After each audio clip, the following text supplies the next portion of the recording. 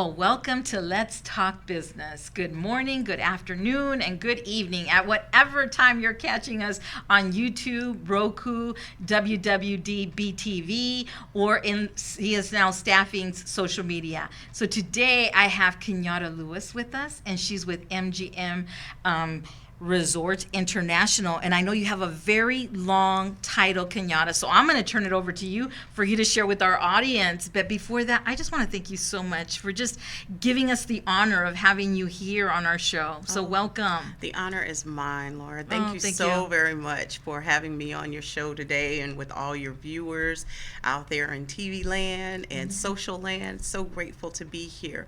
So again, my name is Kenyatta Lewis. I am the executive director of, I got to figure out how to say it myself, the executive director of supplier inclusion, sustainable procurement, and training within our global supply chain. So let's shorten that.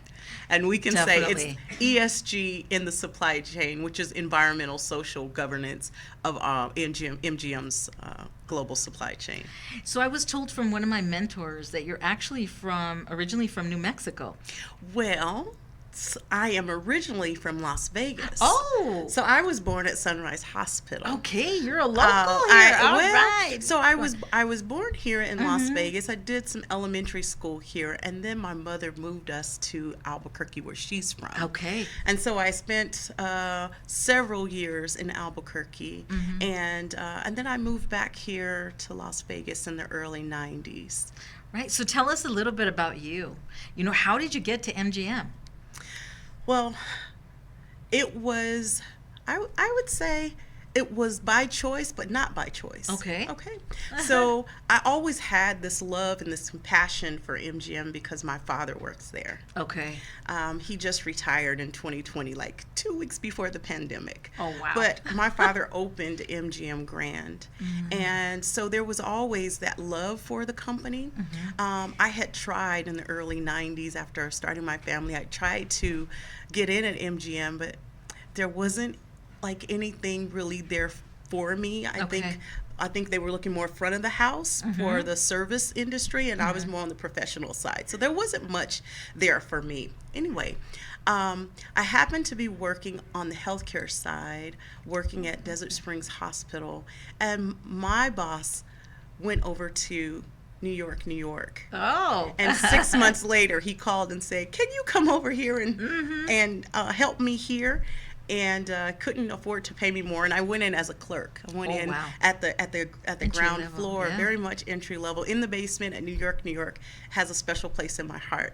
And I worked in the procurement office, and I worked there for about a year, and then our offices merged with MGM Grand for purchasing. We were centralizing our procurement teams. And so I moved over to MGM Grand and opened Craft Steak and got to work a lot in procurement on a lot of the facility side as well as food and beverage, and really just loved working with the chefs and working on the corporate jets and hiring, just buying all these items for it. And then one day they came up and said, "Hey, we need some volunteers at Cashman Field for an outreach event." And I thought, I'm not doing anything, and I went down and volunteered. And it was outreach for local businesses in the community. I didn't know what that was, but they said I did really good. Oh, good.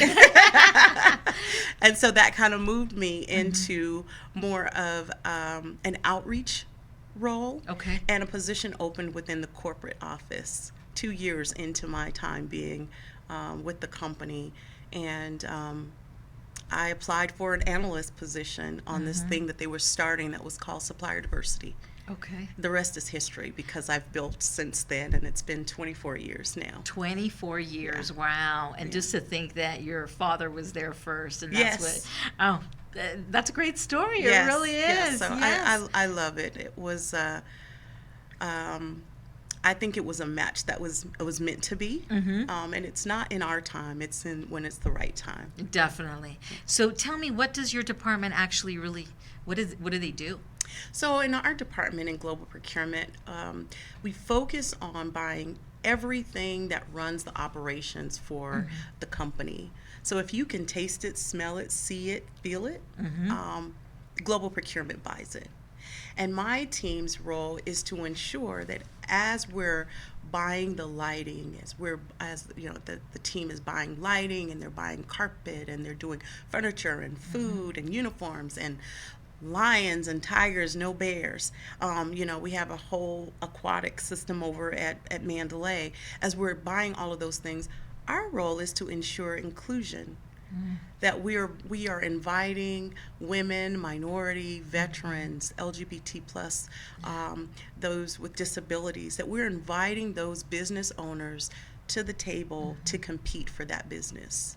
No, awesome. And so what is your guys' requirement? Like what percentage is, are you guys set at? Like this year you're trying to get this goal and working with so many small businesses? Very good question. Yeah. So first I want to make sure that everyone understands that this program, this supplier inclusion program, is totally voluntary here in Southern Nevada, that our program is really one of many entry ports in how to do business with the company. Okay. It's not the only way. This is just one that is very intentional on being inclusive of those who are in business, who are small businesses. And so for years, we did not have any goals because there's no one saying that we have to do this. But we, as a company, have been intentional in saying, initially, we wanted to make sure that at least 10% of our total biddable purchases were awarded to certified women, minority, disadvantaged, veteran, service disabled people, business owners, and those are ones who own 51% or more of their business. Right. That's where we started initially. We blew that goal out of the water. We set our first goal in 2019, 2020. By 2021, we'd surpassed that goal and we hit about 12.5%. Very good. So awesome. Then we said, well, that's good if we can do that well. Then why don't we move that goal up? And so we moved it to 12.5%. Last year. Okay. And we wanted 12% of our biddable purchases for goods and services. And we blew that out of the water and hit over 15%. Wow. Well, congratulations. So now we're saying, okay, now we need to reset. So now we've level set, and our public goal, our public commitment is to ensure that we are spending at minimum 15% of our biddable purchases, at least that, by the year 2025. Okay. And it's not just about hitting that goal. It has to be meaningful. It has to be sustainable. Right. So we want to make sure that we can sustain that till 2025, and then we'll reevaluate if that's going to go higher. Oh, I hope so. Meaningful businesses that are adding value and they're driving, really great product development and insight into our supply chain that really helps us wow our guests. That's what we're looking for. So let's talk a little bit about what type of businesses that you're looking for to come and work with, partner up with MGM. I know you said if you could smell it, these other little categories that you said, but in all reality, what does that business look like? That business looks like companies who can provide a product. I think many businesses provide a service. Okay. And that's a little bit more challenging to go into when you provide a service.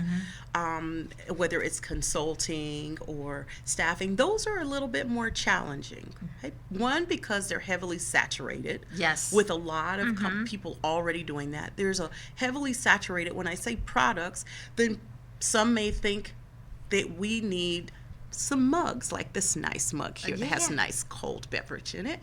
Or they might think that we are looking for t-shirts or pins, right?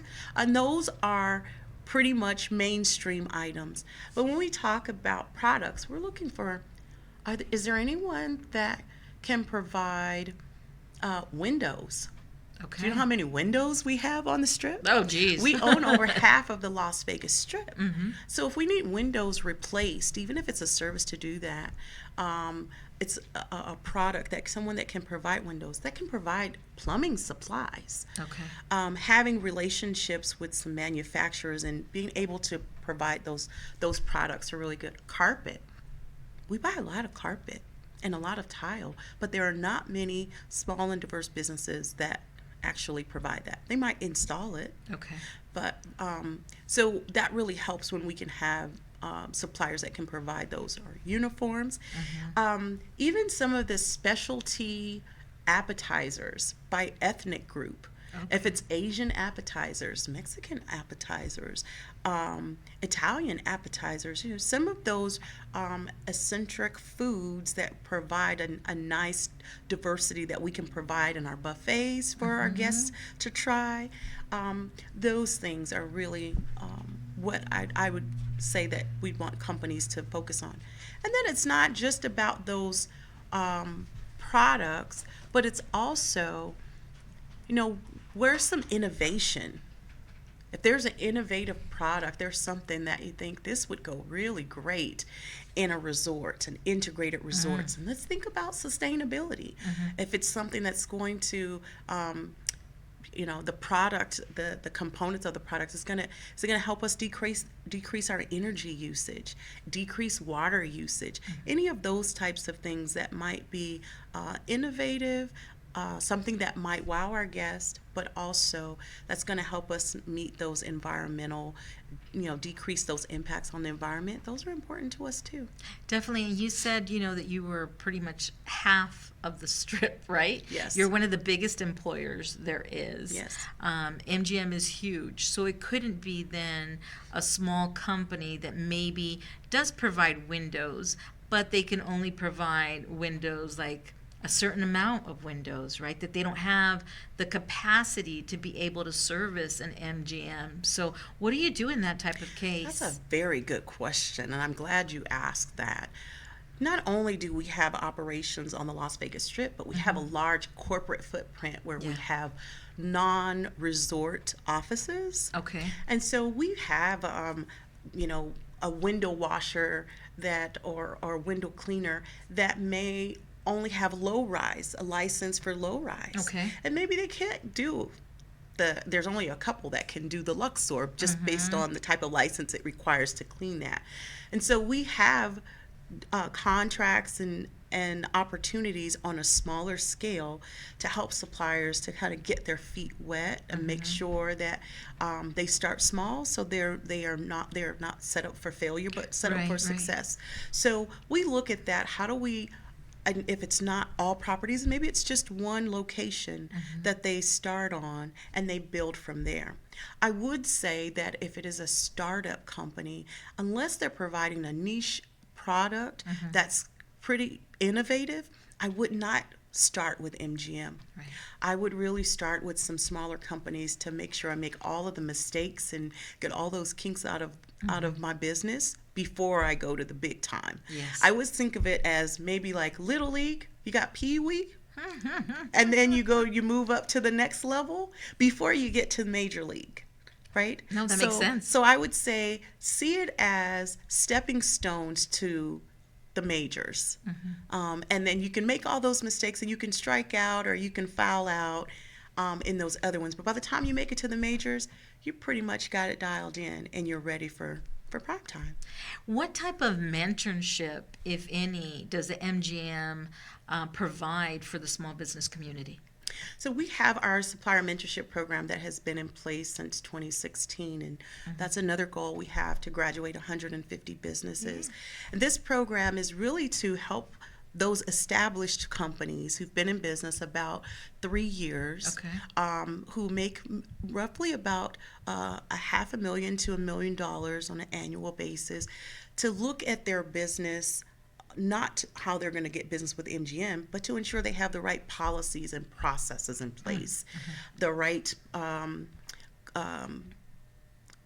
boundaries in place for their business to operate, to be able to be competitive on a global scale. So looking at their quality policy, their hiring practices, any of those things that a business owner should have in place, we work with them over an 8-month program, our mentorship program, and we pair them with an MGM Resorts executive for that 8 months to walk alongside them while they're also going into classes on a monthly basis, looking at these business gaps. There's an assessment for them to close their business gaps. And then also to have some of that behind the scenes engagement with MGM executives to see how do these leaders run their departments, because departments are run like small companies. And so it's really some coaching and some mentoring to help businesses be better business leaders globally. First start locally, right, and then be able to reach globally. Now, and I know that those typical those type of programs could cost you $4,000 or $5,000 to even get into. So then you guys are actually absorbing the costs then, right, for them? Not 100%, because if a business owner doesn't have skin in the game, they might just tap out. Okay. Right? Yes. So there is a small fee, maybe $200, $250, but wow. that goes to a minority business that we partner with that has a platform that houses all of this information and provides that that curriculum design. So it doesn't come to MGM, but we are pretty much absorbing the majority of that over that 8-month term. No, and then you're right. The business owner does have to have a lot of skin in the game, because they've got to be able to go in and do the time. Correct. Right? Yes. They've got to do their homework. Yes. They've got to make sure that they are implementing whatever resources, whatever processes and procedures that are needed still in the company to be able to meet that gap, Absolutely. right? And close it in order for them to work with a big company like yours. Absolutely. Yeah. So we're going to go ahead and go to commercial, and we'll be right back. Introducing See Us Now Staffing, led by yours truly, Laura Nowlin. As the founder and president, I bring over 17 years of expertise in sourcing for talent, building winning teams of professionals, marketing, and workforce development. At See Us Now Staffing, we're not just a staffing agency. We're your strategic partner in building a winning team of professionals for your business. My passion for community service extends to connecting entrepreneurs with local resources. Recognized by the Small Business Administration as the 2022 Nevada Family-Owned Business of the Year, we're not just changing the workforce landscape, we're defining it. Welcome back. I have Kenyatta Lewis here with me. What an honor once again to have you here with us. Thank you again for just sticking it out with me here. Thank you. It's a privilege. Yes, You're awesome. And so let's talk a little bit about the steps. If I'm, as a business owner, want to now, I want to try to get into this program. How do I get to do business with MGM? Walk me through the steps. So I would say the first step is not to come and knock on MGM's door. Did you hear that? Don't knock on the door. Don't knock on the door just yet. No. I think it's really important that businesses assess what other opportunities and programs and support networks are available to them as a business owner. So they shore up that business plan. They shore up that value proposition. They know what that is, and they have a track record. So I would say, maybe start first with the Small Business Administration.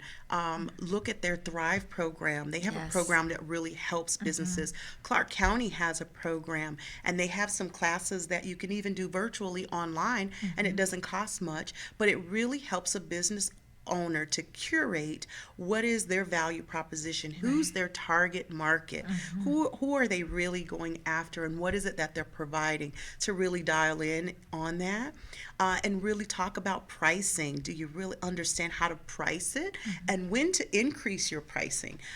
Those programs are really valuable. I know the Women's Business Center through the SBA, not just for women, but you can find women there, men.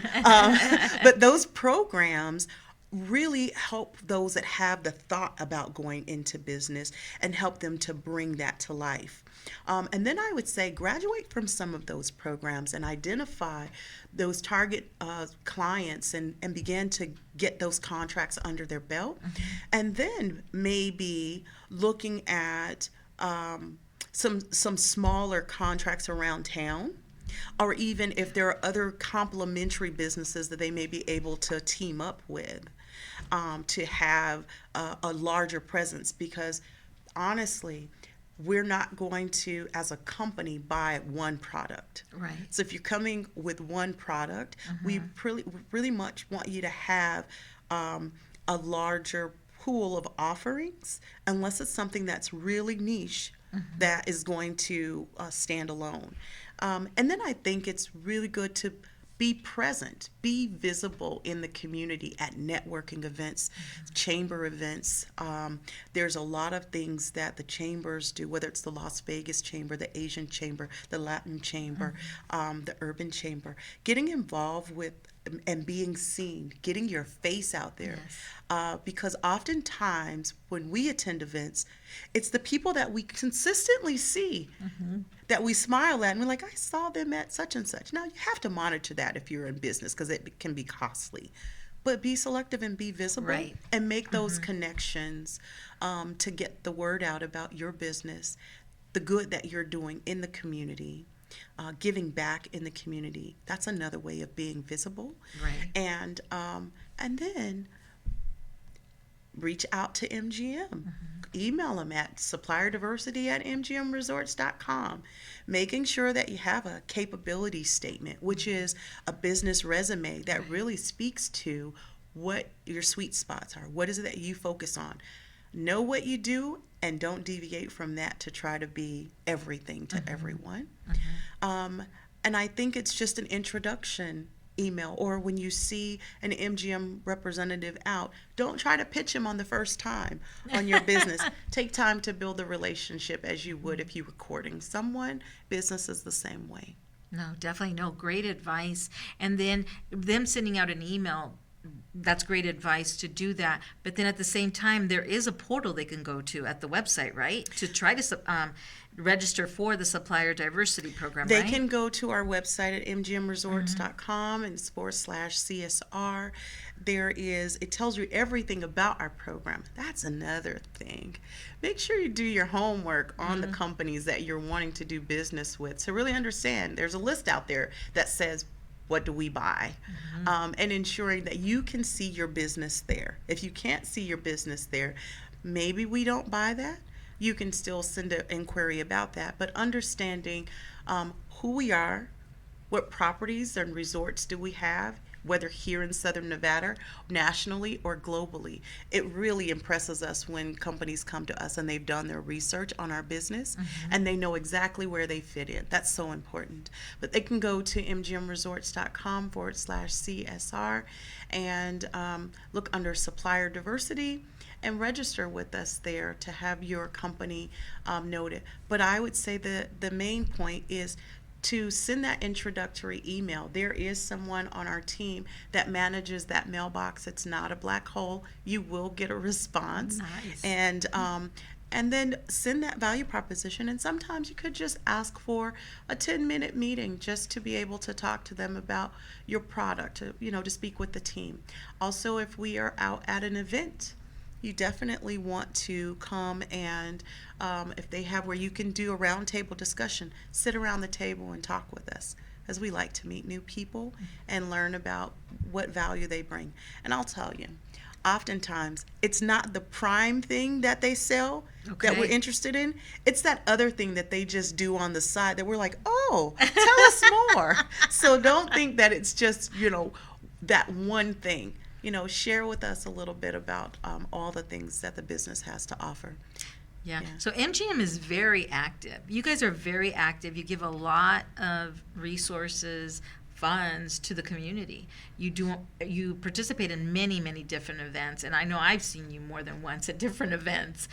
So is there a new event maybe coming up that you can share with our audience? So we are always going to be present at our local chamber events and those things, but there are national conferences that are even coming to town that we try to entice those, if they're diversity related, to come to town so our local community can participate in those.